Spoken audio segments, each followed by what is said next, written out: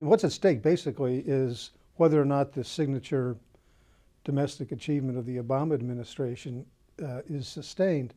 And there's two questions. One has to do with what's called the individual mandate, or the minimum coverage provision, which basically says most Americans, a few exceptions, by 2014 have to buy some minimal level of health insurance or pay a penalty. And the other question, which is sort of a sleeper, Congress also drastically expanded the eligibility for Medicaid, expanded the Medicaid rolls, which is part of the expansion of insurance to make the act work. Some are saying one of the arguments is that this Medicaid expansion and the requirement that if the states don't go along, they'll lose all Medicaid federal funding is too much of a coercion. So those are the two questions.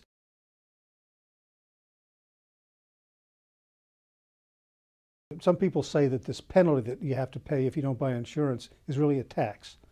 And if it's a tax, there's a 19th century law that basically says you can't challenge a tax until you're forced to pay it. This thing doesn't kick in until 2014. So it may be that no one can challenge it until April 15th, 2015, when the penalty would be due as part of the tax returns. So that's the first question the court's going to hear argument on. Monday, it's going to hear 90 minutes of argument on whether or not the case is ripe for review. And it's conceivable, I think it's unlikely, but it's conceivable that the justices might say, we're not ready to decide this case. We don't have any authority to decide it for another couple of years.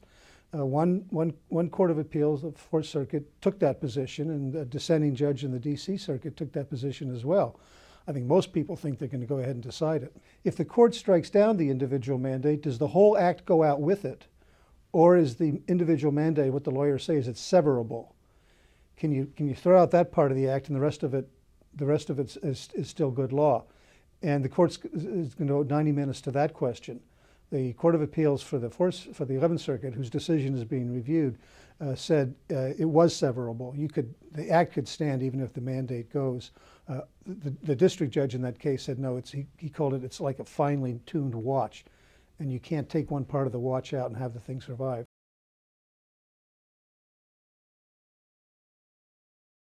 This case has gotten a lot of attention because of the partisan political ramifications, the Obama administration versus the Republicans.